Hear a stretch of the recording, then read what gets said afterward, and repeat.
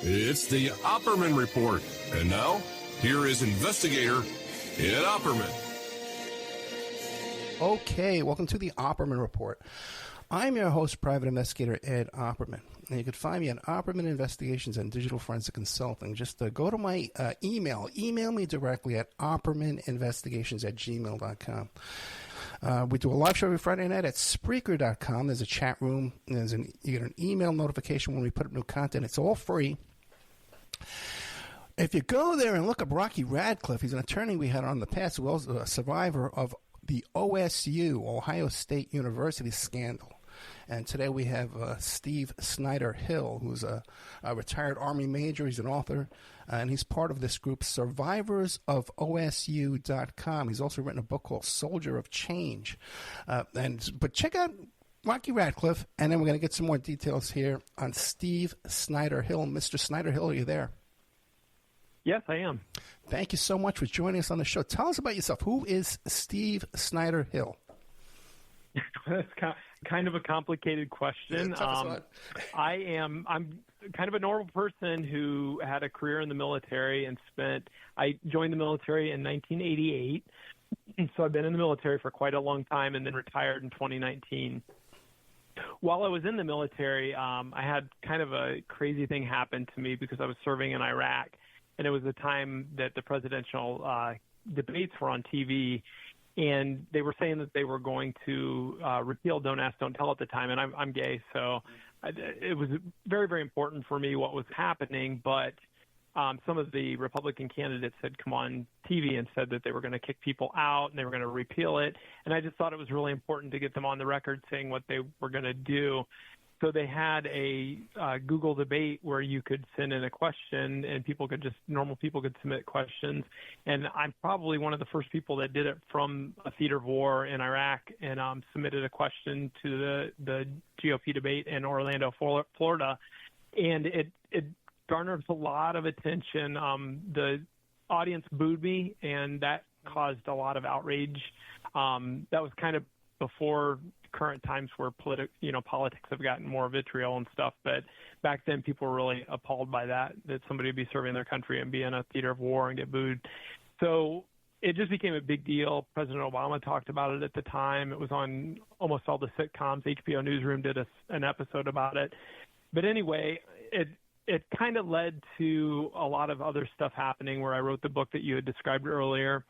And then OSU, Ohio State University, they were pretty enamored by it and wanted me to come and do a TED Talk for them at the Mershon Auditorium in front of 4,000 people. But not just do it, they wanted me to be the headliner of it, which is a big deal because OSU has a pretty good reputation, and anybody that does a TED Talk, it's a lot of planning, and you have to do a coach to make sure that you're going to do it appropriately and everything.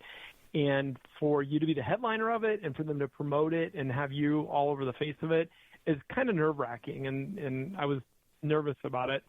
But the topic of it was called The Human Narrative, and my topic, my tagline that I use in my book, too, is Trust the Power of Your Voice, because I really feel like that the power of your voice, you can change the world. And that's what happened, I think, in Iraq. Let me stop you for a second. I ask a couple of quick questions. Off there, you said you were a nutritionist? Yeah, I'm a dietitian by trade. Dietitian. So that's what I do in the military. Yeah, when you told me you joined the military in 1988, that makes you about 8 years younger than me. If you look at a picture of this guy, I would guess you were like 30 years old or something, man. You look great. I promise I didn't pay you to say that. But I definitely am. I'm getting up there. So well, God bless you. No, you look great. I tell people that I joined in '88, and they're like, I wasn't born for 10 more years or something. You're like, right. Now, so before we get into OSU, in your experience in the military, did you suffer discrimination? Was there problems? It was a difficult time. Really? I think during the era of Don't Ask, Don't Tell, because to the public, it was a great, and to gay people, I think, in the general, it was a very, very good thing in the beginning because we felt like that it was our ability to serve. But what it did was it provided the military the first opportunity that they had to be able to actually discharge you. for, a couple of reasons, like if they saw you at a gay bar, if you said that or if you tried to marry another person of the same sex. So there were several things that now they had the ability to kick you out for. But before Don't Ask, Don't Tell, it was that you had to, when you first came into the military, you had to say that you weren't gay. And then after that, nobody really asked about it. There wasn't really a clear-cut path to just kick you out. And so it was a contentious time. So I think that it was rough. And I mean, if you do have time and want to read my book, it really goes through tons and tons of experiences I had and conversations that I had with chaplains after I came out. Because when I came out in the military on public TV or on national TV to the world, basically, because I was in Iraq when it aired too, not one person knew that I was gay. And all of a sudden everybody knew, and it was incredibly uncomfortable. I mean, that's a whole podcast in itself. It's a lot. I agree. I'd love to have you come back on that, but one real quick question, because I see you're still passionate about this topic. What about kids today joining the military? Are they getting grief today in 2024? No, I think that it's become a much better military. Yeah. When I left, I think that other gay people that were serving were better, but I think that changes with administrations. And I think that another part of my book that I didn't really talk about in my earlier discussion was that we actually were part of the first group to sue the military when gay marriage was not legal. We joined Service Members Legal Defense Network, and a group of service members, including me being deployed, sued the military to be able to change the statute that says that you have to have an opposite sex partner. And the result of that lawsuit was interesting. We actually won, but then the lawyers came back and said, look, you can get damages, you can get money from them, for your back pay or whatever, that for your spouses, or we can just tell the military all we want you to do is change the language. And they said that was so important because for future generations, if that language remained the same, and even if something happened in law that changed, the military could always go back and try to rely on those whatever was in the military code of justice as being their statute that they follow. And we all unanimously, all the people that were suing, elected not to take a dime and to make them change that language, and they did. And that is probably one of the proudest things that I've ever done in my life, because no matter what, that's in the military code now. It doesn't say opposite sex partner anymore. I got you, man. I still want the money, but God bless you. So that's what brought you with the Go ahead. I just always felt like that I was fighting for freedom for everybody else that I didn't have, and that just didn't feel right. And we all deserve to be compensated. Now, what about it's this platform and this mission in life and this change to the military that brought you in contact with OSU to do? You said it was a human. What was the speech called again? It was called The Human Narrative, but my portion was called Trust the Power of Your Voice. Gotcha. This brought you in contact with OSU. Okay, then what happens there? Well, let's reverse, and I'll tell you about what happened to me back in 1995, because that's quite a story too. Because full transparency, I'm not an athlete, so I was not a wrestler. I was not any part of most of the people that have come out as victims of Dr. Strauss. I'm completely different because I was a student at the time, and I just went to the student health center because I had a lump on my chest that I was concerned about, because people had said, males can get breast cancer just like females can, and I had a lump that bothered me, so I decided to go into this, to a doctor visit. And I didn't always have insurance. That particular quarter I did, so I was like, I like every other student, I was frugal, and, if I had insurance, I would use it, and not if I didn't. But anyway, I had insurance, so I went in, and they triaged me, and they gave me to Dr. Strauss. You've probably heard some of the OSU stories where the wrestlers, like they kind of talked to each other and they knew all the exams that they got, and they kind of, it was kind of a known issue that he would do these things to people. I wasn't. I didn't know anything. I walked in completely blind to anything. I didn't have teammates that would tell me, you got to watch out for this guy or anything. I just went in innocently for a quarter that I had insurance to get checked out. So when I went in, they triaged me. He came in. And another thing that makes me very unique from all the other survivors is I'm the only one that has an actual document that proves everything that happened at the time. And that was probably a little bit from my military background, because after this had happened, I demanded that they write me a letter. And thank God that I did, because that's the only proof anybody has, like, documented that they have that what Strauss did. But anyway, he had me in there, and he basically, like everybody else, well, I don't know how everybody else was, but he had me completely naked. He had me do a rectal and then anal and the whole works down there, exams with no gloves. And, I was like, I'm here for my chest. I don't understand. And, he just insisted that he had to do all these exams. And it was completely uncomfortable because it just didn't feel right to me. But then as he was doing them, his questioning was what really triggered me before the ultimate thing that he did. But he started asking questions like, well, first he told me he was, and this is from my memory, so it's been a long time, but I think that he said football. He was the football doctor, thinking somehow that was like a impressive thing to me or something. I don't know, because he did ask if I was gay early on, because I had told him that I worked with AIDS patients in our health department as a volunteer. And I think back in the 90s, then, unfortunately the assumption is if you work with people with AIDS that you might be gay or whatever. So I think that might have triggered him to think that I was gay. So then he started asking me these really inappropriate questions like, do you find it hard sleeping with one person? And just like really, really creepy stuff, why he's, has me completely naked. And so I'm totally uncomfortable. I just want out of there. Like, I'm not, this is just, people have asked, and I've had situations where people have said, why didn't you just beat the crap out of that guy? Why, like, you guys, like all the rest, and I'm a lifter too. Like, I'm not a wrestler, but I could have, Strauss was not a big guy. I could have probably beat the crap out of him. But my always response to them is that you have no idea what it's like to be put in that situation where you go in thinking you're protected and you're safe, and somebody takes advantage of you when you're so vulnerable. And I don't care if you're a male or a female. I think that you just don't know what to do. It's just not.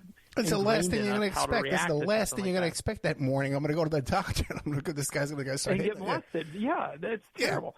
And so anyway, he has all that stuff, and then I finally said, look, I think that I'm okay. I don't need my testicles checked. I don't need, and this is after he had already done it. And it's, if you go through, like you had said, go through that complaint and read it, you'll see it. And it's the same stuff. I could feel his breath on my testicles. When he was so close to it, and that's the kind of stuff that just grates on you now that you can remember. Yeah. And just the way he did it was gross, but I'll save everybody that stuff. But anyway, ultimately what really, really kind of set me off was that he laid me down and he basically was massaging my chest, checking for the lump.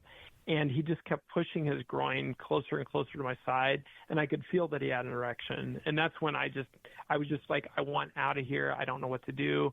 And he held me there so long that he could have ejaculated. I don't even know. It was just really, really disgusting. I was just really, really upset by the whole thing, and probably should have given a trigger warning to anybody that's been sexually assaulted before. Maybe you can put that, afterwards, put that in there just so that way.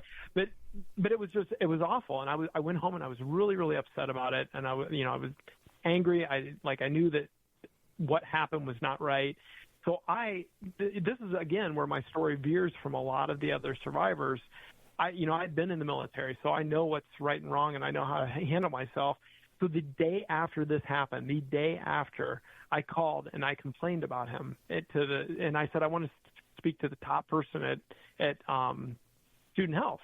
And so they ended up, I got Judy Brady. She wrote down all these things in my complaint, and she said, I'll have somebody call you back. Well, Ted Grace is the Strauss's boss's boss.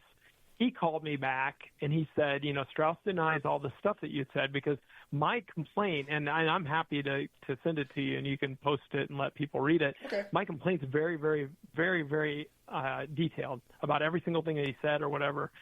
And he basically said Strauss, denies everything and whatever. And I said, well, I'm not happy because it's true. It happened to me. And he said, well, why don't you come in for a meeting with us and we'll sit down and talk. And so I was very uncomfortable. I took this person that I was dating at the time with me because I didn't know, I was a kid for all intents and purposes, and And so I took this, my boyfriend at the time with me to go into this meeting. Had no idea what to expect. We walk into a room, it has Strauss. And again, I want you to think of this. In today's world, would you ever put a sexual assault survivor in front of their predator in a meeting like this? And that's what they did to me. That's what OSU did, is that they put me in there. There was a counselor, her name's Louise Dow, she was in it, and then Ted Grace, his boss, and then the person that I brought to the meeting. And so it started really weird. Like, Strauss was very, like calm and kind and, like, shaking, my boyfriend's hand, introducing himself. And as we started to get into this complaint, he just kept, at first he was just, well, of course I asked if he was gay because that was relevant to his sexual history and blah, blah, blah, blah. And then as he couldn't explain stuff, he started to escalate a little bit. And then when it got to where I told him that he had an erection and they pushed it against me, he slammed his hand down and screamed at me in front of everybody and said, "You're trying to ruin my reputation." And he was nasty. I mean, I don't know if you've gotten that story from anybody yet, but Strauss was a small guy and he could be nice, but he could lash out nasty. And when it happened, I looked at these two doctors that I was with because I was a kid, and I'm like, scared. Like, I'm not scared of him, but I'm like, what do we do now? And they both looked kind of terrified because I don't think anybody expected that. And so basically Louise got up after this whole thing and she looked at me and said, "Well, it appears that you're just confused and mistaken about what had happened to you." And I'll never forget those words because they were basically, and I'll tell you, after that, I went home and I started thinking, my God, did I falsely accuse somebody? Like, did he have a cell phone? Well, I don't even know what I would have thought. A wallet, because back then I don't even know if we had cell phones. But did he have a wallet in his pocket? And maybe I misconfused it, and I could be ruining his life. And I second doubted myself. And that was exactly the intention of that meeting, I believe. So I was very upset. Ted Grace called me back. Now, there's a fun story about this. Ted Grace just lost his medical license in 2020, I think, because he lied to me, and I did a complaint against him. So this doctor, present day, who was still working in student health at a different university in Illinois, lost his medical license for lying to me about this, and also lost his medical license in Illinois. So this guy lost his job. I took away him being a doctor. So if anybody wants to question whether or not we're telling the truth, somebody just lost their medical license because of it, and he's the only one that has had any punishment in any of this. OSU hasn't taken any punishment whatsoever, or even really any accountability. But so Ted called me back a couple days later, and he said, "How do I make this right?" And I said, and I don't know what possessed me to think of all this stuff, but I said, "I want three things from you. I want your personal guarantee that he's never done this before. I want it to be documented in his file, and if it happens again, I want you to tell me, and you should be asking this on the medical forms if people are uncomfortable with people." And so we went through all this stuff, and he said, "Sure, I can do all that." And so I said, "Great, then put it in a letter to me." And it was just silence for a second. So I think that I screwed him and this university to this day by doing that, because I think that had I not done that, I honestly think all this, including the Perkins-Coie investigation, would have gone a completely different way, because I have my own beliefs about that too. But so he did. He sent me a letter that said we've had no complaints. We've only had positive comments, and we will. I remember reading it and thinking I was mad about it because he only said in it that he would consider prior complaints with future ones. And at the time I was thinking, that's not what I asked. I asked you to call me, but he didn't offer me any other recourse, to call or appeal to anybody else. So I just stuck that letter in a basement and just forgot about it for 24 years. And then in 2018, I saw his face on TV, and that's when everything came back. And that was after I had done the TED Talk. So that kind of gives you context of, where Strauss versus the TED Talk and all that stuff. Why do you think OSU didn't say, "Hey, we got a bad apple here, let's just swap out doctors"? It must be so easy to find a doctor to take that position. Well, I think here's the thing. I was in the military. They have a sexual assault issue as well for the males that are there. I mean, people do. Sexual assault is definitely something that, obviously, the Catholic Church, there have been a lot of people. And I would tell my military peers that here's why you have to be really careful. And I truly believe this has a little bit to do with it, is that I would tell somebody, and I'm not going to say his name, but I would tell him, say you slap somebody in the butt, and somebody, like I'll say military person one slaps a woman on the butt and says, whatever, and she comes and complains to me and says, hey, that person number one just slapped me, and I wasn't comfortable with that. So then instantly I'm faced with, what do I do? So then I go to him and I say, hey, knock that crap off, don't do that anymore, and maybe he denies it or whatever, and then I just go on about my day because I think I handled it. Then what happens if another person comes to me and says, hey, person number two just complained because this person number one did something, assaulted them or did something that was inappropriate. Now I'm screwed because I know that he did it to somebody else and I didn't say anything. Right. So now I'm an accomplice. And that's the problem that I think happens, is that I don't know if Ted Grace is a bad person or if he intended to, because I think that he came in late, because Strauss in the medical center was about 94, I think he came in, and Grace came in, relatively before that. But also Grace did say that he heard Strauss had issues with this stuff because he wasn't on the Strauss had started this stuff back in the 70s on the athletics side, but he also moonlighted at this student health center. But here's the thing. 20-some years later, I see his face on TV, and then so I start digging in, and I don't find out until they release this Perkins-Coie report that a kid complained 2 days before me. Wow.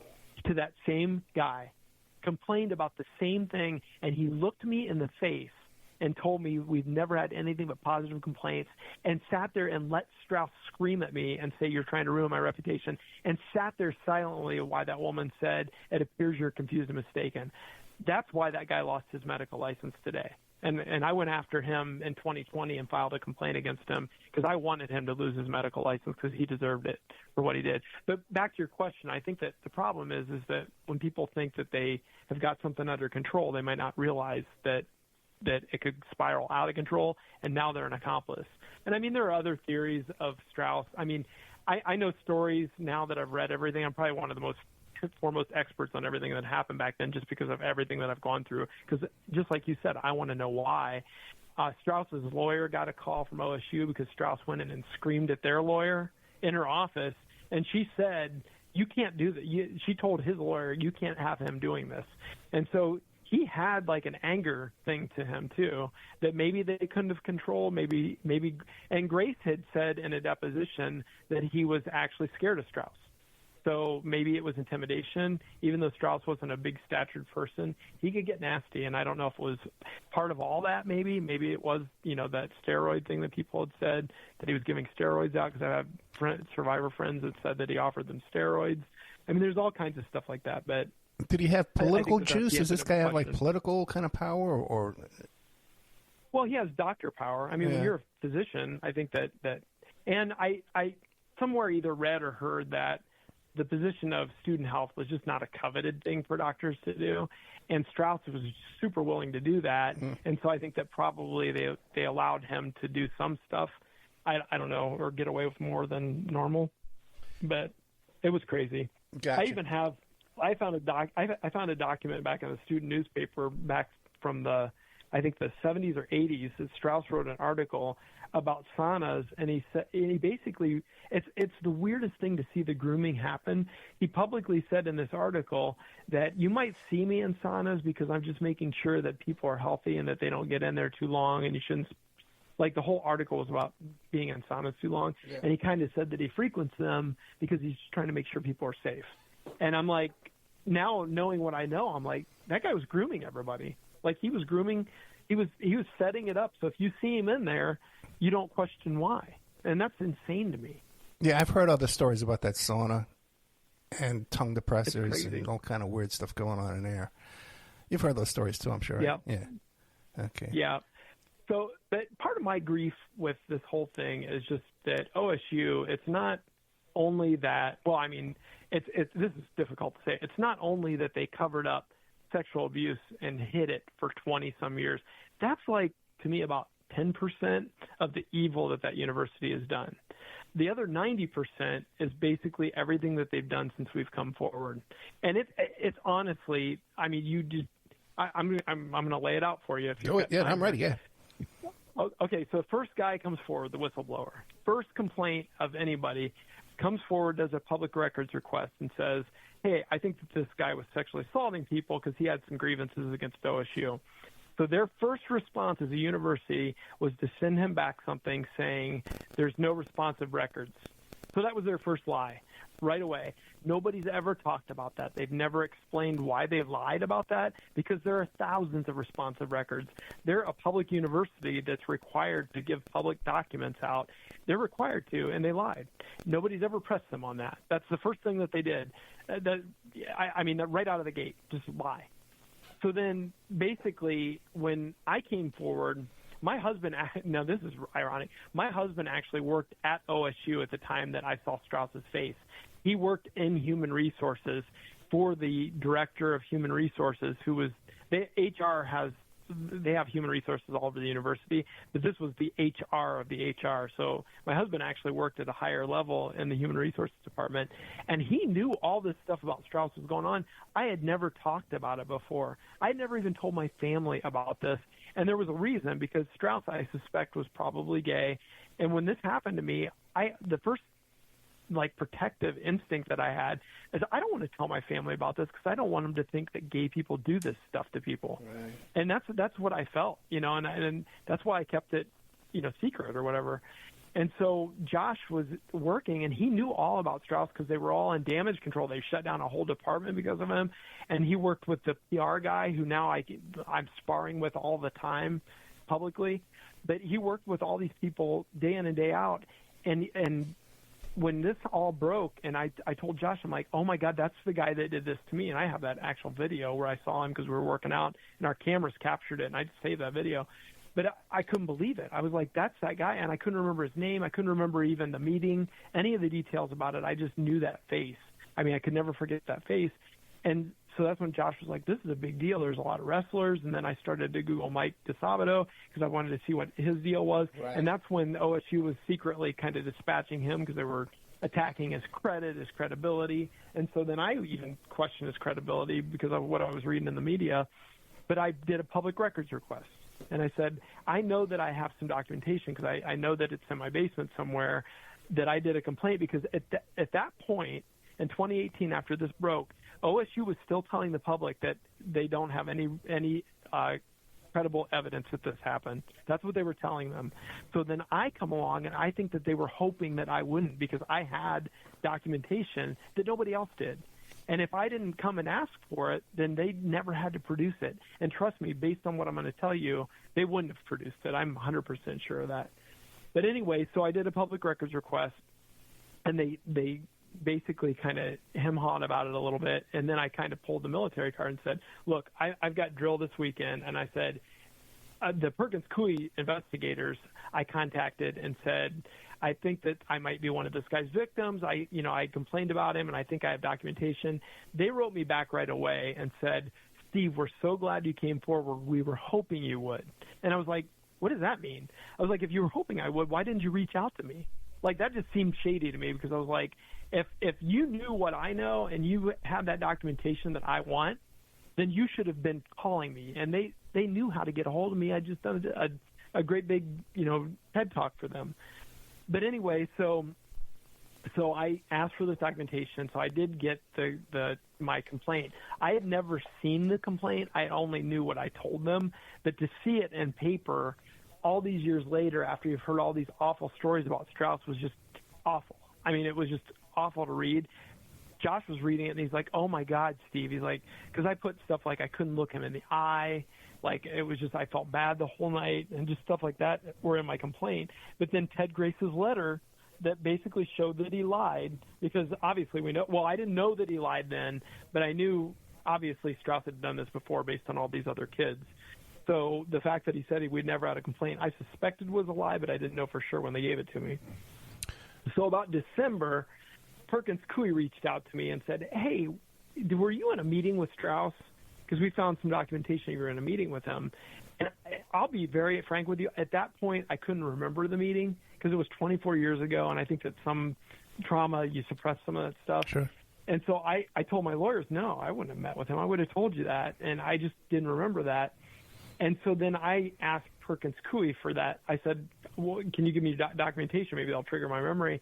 And they're, of course, no, we can't do that. So then I did I'm always a fighter, so I did a public records request for my documentation around my meeting, because they're required by law, by the Sunshine Act, they're required by law to give me that documentation. Now, they aren't required to give media some of that stuff, but this was my own documentation. They were required to. So they, 155 days, gave me BS answers where they were just like, we're working on it, we're doing all this stuff. And so I just started to get mad. And so I wrote the Board of Trustees. I copied in the media. I copied in the president of the university, because they hadn't released their Perkins Coie report. And I said, you guys are liars, and somebody needs to you're breaking the law. I said, you either need to give me this documentation or you need to tell me that it doesn't exist. But this business of 155 days, I know that the kind of quote-unquote, statute of limitations for getting that paperwork to you is roughly 30 days. The law is unclear because it just says within a reasonable time, which of course is subjective, but 155 days is not reasonable. So then I threatened them, and then that night I got a FERPA waiver, and I was like, oh my God, Josh, they're going to give it to me. I can't believe it. They're going to tell me what happened at that meeting. And so the next day, I remember telling Josh before we went to bed that night, I said, how much do you want to bet Perkins Coie gets released tomorrow? Because they're going to give me my paperwork tomorrow. And I said that almost as a joke.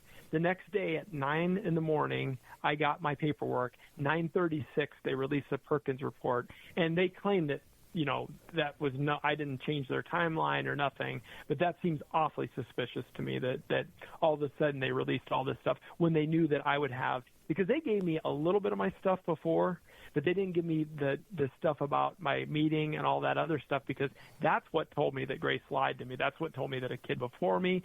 And it's convenient that they left off what I could put together, what they paid $6 million for their Perkins Coie report, and they completely just broke the law, broke public records law. So then I filed a complaint against them with public records and said that they broke the law and fought them in court. And I didn't even know what pro se meant. I had to Google it. That means to represent yourself, because I did. I represented myself. And they made a legal argument against me, and I fought the legal argument. I pulled up the court cases that they claimed in their argument. Like one of them was Guernsey County Sheriff's Department had, so many days to produce this. They have so many, staff or whatever. And I said, okay, that's great. By my calculation, they were asking for 93 pages. I was asking for 21. So by that calculation, they should have given it to me in 2 weeks.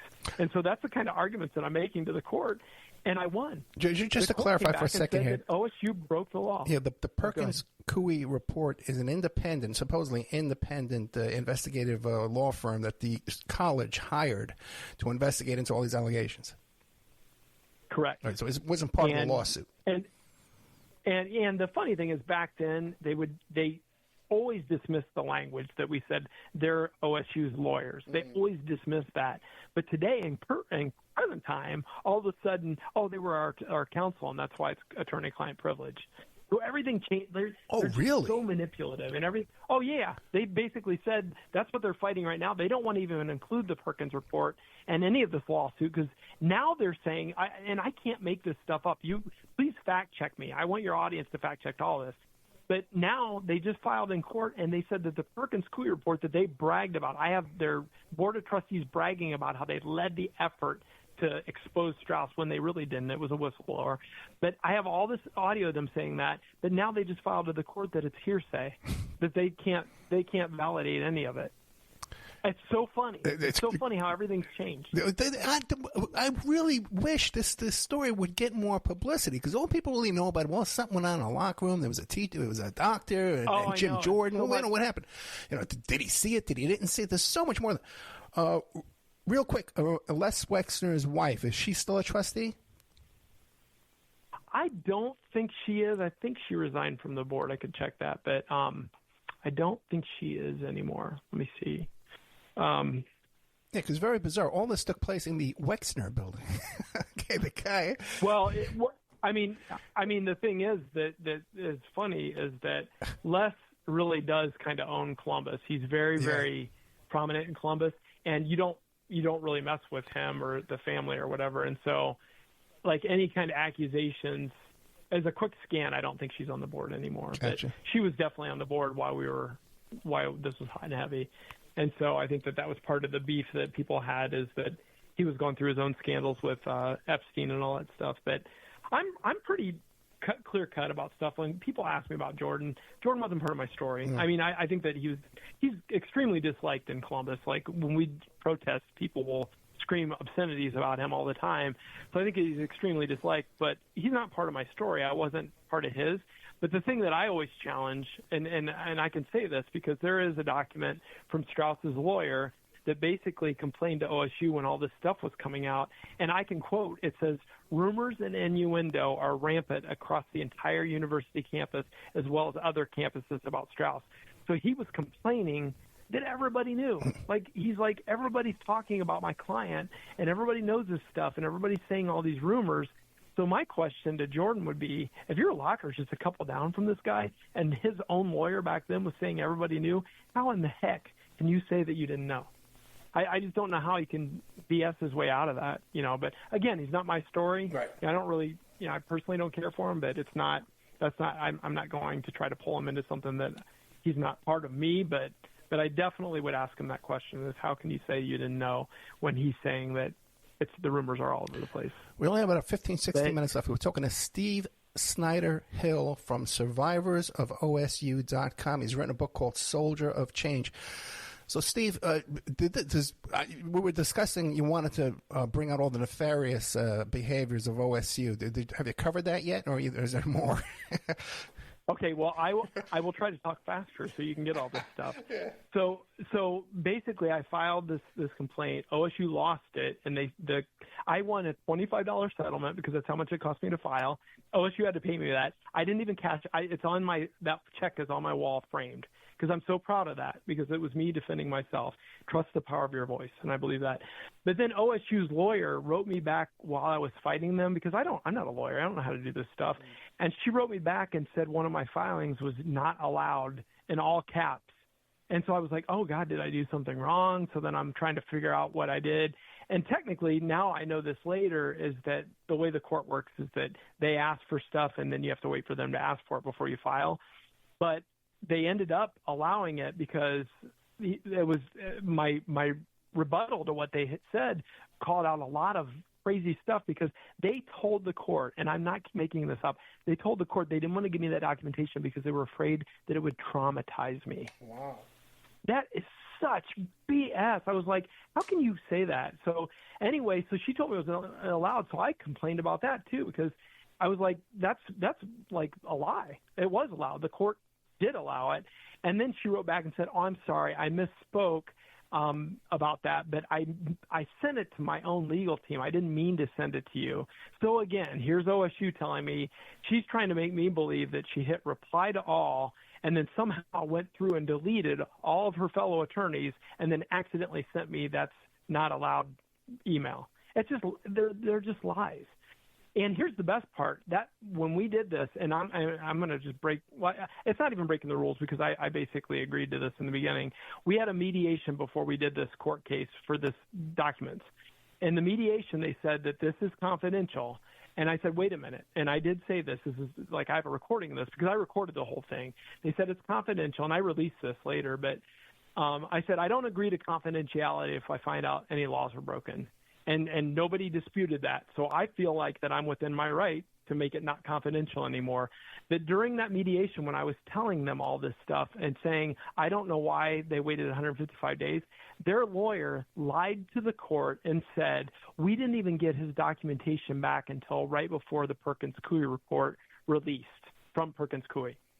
And so later, in the court filings, they had to put a chain of custody, and we find out that's not true. They had it a week after I asked for it, and then when I called them out on that, she said, oh, she misspoke. She meant to say we didn't get it back from our own legal department. So that's the kind of stuff that OSU's been doing. Rocky had talked about the House Bill 249, which was legislation that would help the survivors overcome the statute of limitations. OSU put in letterhead that it would be inappropriate for them, because this is what they do. They lie to the public. They put in letterhead it would be inappropriate for us to have a stance on this legislation when Dr. Drake, the OSU president, met with Householder behind the scenes secretly and got that bill killed. And then OSU, in their own documentation, behind the scenes, were bragging about how they had that legislation killed. And then they told the public, it would be inappropriate for us to have a stance on it. So it's just like that kind of shady stuff that they're doing. And then the other thing is that when this settlement program, now this is something I really want people to understand. Now I'm talking about the public settlement program because there is a private one that we're not allowed to discuss. This is the public one, and you can probably download these documents. Well, you can definitely download all these documents from our website, survivorsofosu.com. But this public settlement program, when they sent it to us, here's what it said. It said, you have to drop all your lawsuits. I'm paraphrasing. You have to drop all your lawsuits. You can't talk about settlement at all or what you get. There might be no settlement. You might get $0 from us. You have to agree to all this before you do any of this too. So you might get $0. There might be no settlement. You can't talk about the settlement. You can't talk about if we gave you $0, nothing. Once you're enrolled in the program, you can't get out of it, and you can't ask for any Perkins Coie investigative materials, any more materials. You can't ask about anything else that happened, and you can't speak non-disparagingly about us from 2018 on about how we've acted. Now, wait a second. Was this a settlement agreement? No, Was this specific to Steve Snyder Hill? Specifically said all this crazy stuff. Yeah. And so we were like, are you insane? Why would we do? You could give us the middle finger and not give us one bit of settlement, and we couldn't speak about it, and we can't talk bad about you. Well, but wait, Steve, so was this just for you, or this was blanket for everybody? No, this was everybody. This was the public settlement program. You can get on our website and download the actual documents so you can read it for yourself. So, of course, we were like, you're nuts. We're not going to do that. So then what OSU does is turns around and tells the public, we offered them the chance to settle, but they chose not to, making us seem like we're greedy. So that's the kind of crap that OSU has been doing, current day OSU, that's still in charge of other kids. Okay, and I'm not even done yet. Yeah. So here's my other list. Is that we've tried to talk to the Board of Trustees. We've done that every year we've talked to the Board of Trustees, and OSU's always been kind of crappy about it and tried to derail it. Well, the fourth year, they were just done with us, and they did not want to speak to us. So Ben Johnson, OSU spokesperson, just lied to an AT reporter because she asked, what's the status of Mr. Snyder Hill's request for you guys to come and speak to the board? And he said, OSU believed this request not to be active anymore based on our correspondence. And she called me and said, did you cancel your request? I was like, are you kidding me? So then I got so mad, and I got on there, and I basically railed against everybody. Well, we did get in to speak to them that year. But later, with the public records request, I got to see what he told her, which he lied. They lied to get us derailed.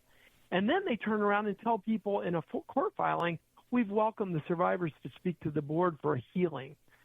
That's the kind of crap that they've done. It's just insane. They just keep doing this stuff.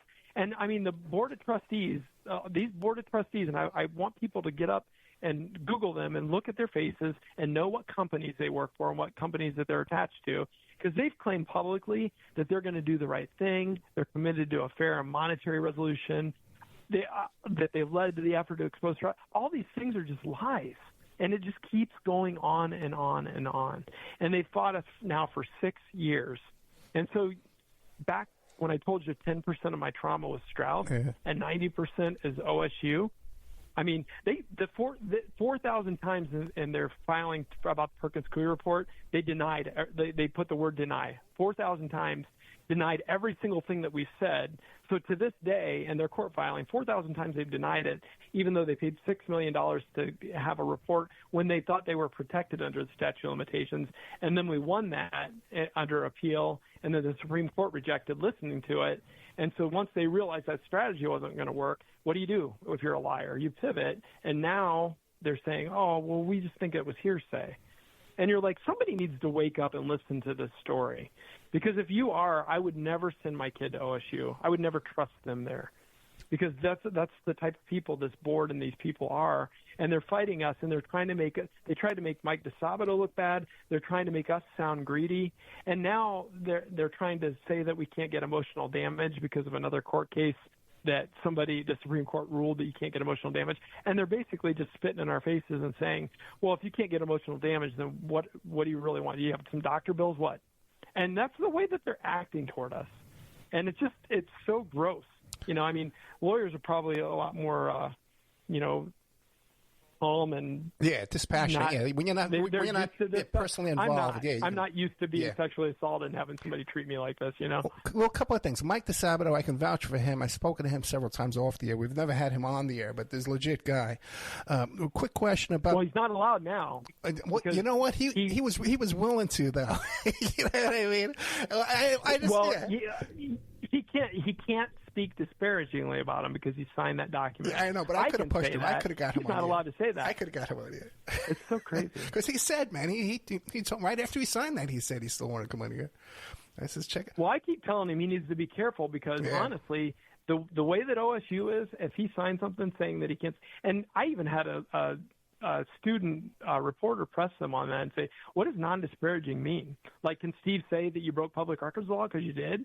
Because it's proven in court. And he's like, he just got mad and said, well, they just can't speak non-disparagingly. Now, they just keep it super vague. Did anybody agree to this public settlement program, like without an attorney? People, I guess it would be only people who didn't have an attorney who agreed to that. No, there were some that did, but I again, it's not. Here's the thing: is that, and some people did get a settlement. So I don't want to just act like that OSU made that settlement program and they were going to gyp everybody and not give them any settlement for the damages that they incurred. But I will say this, that there were a lot of people that did it. I think that some people regretted it. And I don't want to speak badly about the people that settled because, honestly, this has been a 6-year battle. So I think that people are just tired and exhausted. And I've spent thousands of hours going through this documentation and making this website. We pay for that ourselves. We've flown planes over the OSU thing. That's all paid for by survivors. So, just to get our story out there, we're using our own expenses and we're using our own voices and our own resources to do all that stuff. Okay, so now let's say I was working for OSU in this litigation here. I would say, hey, this Stephen Snyder Hill, let's approach him and offer him, what's it going to take to get him to be nice to us and go away?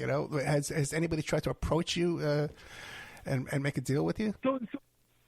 So it's not just you. Every other university that's had this happen has chosen the same thing that you just said, is that this is embarrassing. Anybody else with a conscience would say, this looks terrible. We don't want to do this.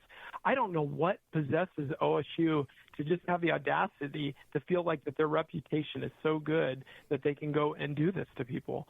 And the documentary, the George Clooney documentary, is going to be out this year, hopefully by the end of this year, and it's going to trash them because it's and I don't even mean trash in a derogatory way. I mean, it's going to tell the truth. And they're not going to like the truth. They're not going to like it because they don't want that out. Who's streaming that documentary?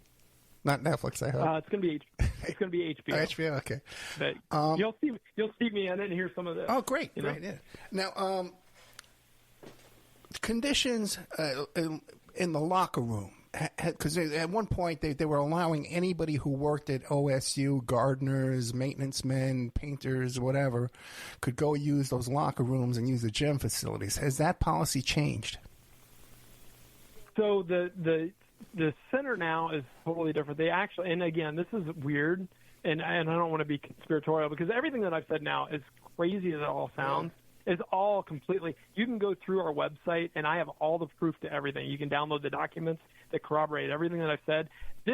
What I'm saying, I will tell you is speculation, and I'll say that whenever I'm speculating. But they tore down Larkins Hall, and I think that there was a little bit more than just tearing it down because it was a decrepitated building.